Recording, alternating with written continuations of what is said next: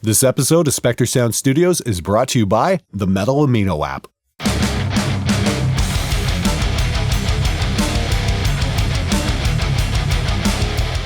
Hey everybody, welcome to episode 36 of SMG Viewers Comments. Let's get right to it. So Glenn, I don't suppose you know when the Chapman MLV might be making an appearance? Unfortunately, I don't have any information on the V at this point. I'm really interested in it, and if the build quality is anything like it is on the Ghost Fret, it's probably going to be a totally kick-ass guitar. I can't wait till it comes out. Hopefully they're going to send me one to review, because I'd really love to get my hands on one. And I hope they make a 7-string version. That would be really fucking cool. Can you please tell me where your studio is and if people can record?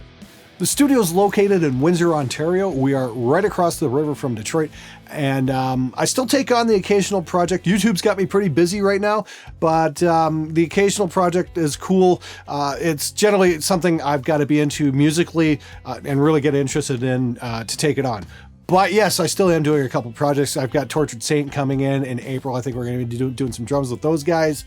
And I got Protocol coming in a couple of weeks as well. You guys hear Protocol all the time. They're the backup music for most of my show. That song called Heaven Cast Me Out. That's what's playing in the background right now. A little tip. Classical guitar players often use a small pair of squared pieces of carpet stopper. I don't know the actual English name. It's usually sold by the meter and is a kind of plastic web. They are very grippy, and using them solves completely the friction problem when playing satin finished guitar in the classical position.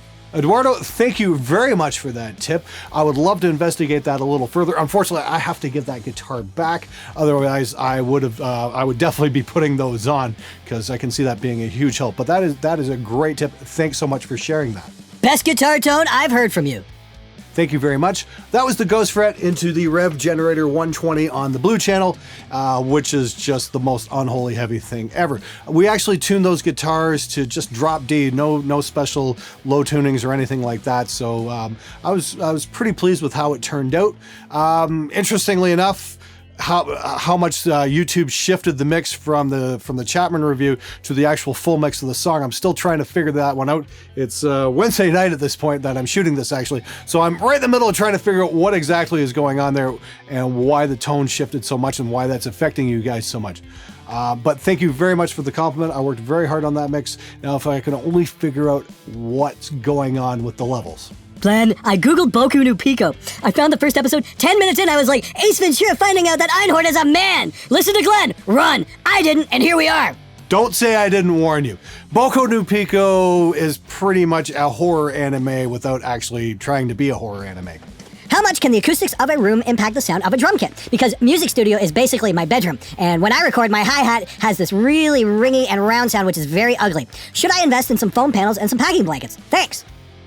Yes, unfortunately, your room acoustics are going to affect your drum sound a lot. And please stay away from the packing blankets. They're probably one of the worst possible things you could put up on your walls, because they just absorb the top end of the spectrum, but leave the bottom end bouncing around all over the place, in and out of phase and whatnot. What you want to do is you want to build actual bass traps and help knock that sound down a little bit. The best place to look for advice on how to do this is the John Sayers Studio Design Forum. I recommended that before. I still recommend it. There's all kinds of great information on how to do great room treatment and not spend a lot of money. Check it out. Okay, everybody, we're just going to take 30 seconds here and listen to a word from the show's sponsor, Metal Amino. So Metal Amino is a social networking app that you can find for free at the App Store or Google Play. You'll find blogs, videos, news feeds, polls, and chat rooms, and all of them are heavy metal themed. Very cool. I was turned on to it earlier this week by a few of the fans of the channel. As it turns out, Brent Duncan, who's a big fan of the channel, started up a Glenn Fricker chat room, and I'm like, what, really? So I checked it out, and yeah, it's discussions about cool metal records and various recording techniques. So just to make things interesting, if you download the app and follow me, you'll automatically be entered to win a Spectre Media t-shirt and sticker pack, and that includes a genuine Lamb of God guitar pick. So check out the Metal Amino app at the App Store or Google Play, and I hope to see you on there. Question. When you worked for Metal Sucks, did you ever come across the writer Axl Rosenberg? If the answer is yes, then what is your general impression? I personally don't like his articles. He has not violated my internet safe space, LOL. Thank you for any answer you give me. In fact, I have talked to Axel on several occasions. We've done some video conferences and whatnot when I was working on the Week in Metal, and I thought he was a really great dude, actually. And him and Vince are both wonderful people, you know, great writers, and I've got nothing but respect and admiration for what those guys do. Personally, I found when I was doing the Week in Metal, I got a little harsh talking about, you know, people getting killed and car crashes and stuff like that. It's just, I really hate giving bad news to about good people, you know, so that kind of affected me a little bit. That's one of the reasons I walked away from it. The other reason was the channel really took off, so I had to concentrate more on my own thing. I did hand the show off to Brian Storm, and it's kind of morphed into the Smart Metal Show. So if you guys are looking for more cool content, please check out the Smart Metal Show on the Metal Sucks channel. It's fucking great. I'm going to leave a link in the description below so you guys can have a look at that. You used a modern numeral 8 for this video, but you used Roman numerals for the rest of the series. Yes, and the reason I did that is because the drummers were starting to get confused. Wow, man. I was submerged into some pretty dark, depressive, self-condescending, shitty thoughts, and your video notification, like a kick from Satan in the balls, pulled me back into the real world. You just saved what's left of my sanity. No kidding. Great review, by the way. I'm so happy I could help in some small way. Let me tell you guys something, and this is all kidding aside here, I'm deadly serious. If you're dealing with the depression, it's absolutely no joke. Don't fuck around with that. A lot of cases where people have come close to suicide have said, you know, I've tried everything I can think of, but I can't find a solution. Well, did you try picking up a phone and calling a friend? Because generally when you talk to other people, you know, they can present better ideas to you. And if you don't want to go to your friends with your problems, call a hotline. You know, there are people you might not be completely connected to that can help. Unfortunately, back in 1995, my bass player committed suicide on me 2 days before Christmas.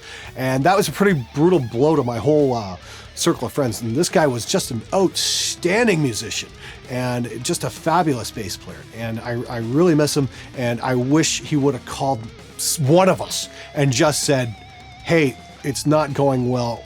I need help, you know, because what can you say to that? I mean, but seriously though, if you're feeling down, don't be afraid to pick up a phone call. It'll probably be the hardest thing you ever do, but you'll probably be glad you did it.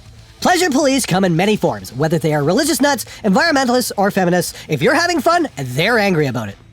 Dude, that is the best, most eloquent comment on that whole, you know, side of the political equation that I have ever heard. That is absolutely magnificent. Thank you so much. I couldn't have said it better myself. Anyway, guys, thanks so much for all your comments and questions. Keep them coming. I'll see you next time.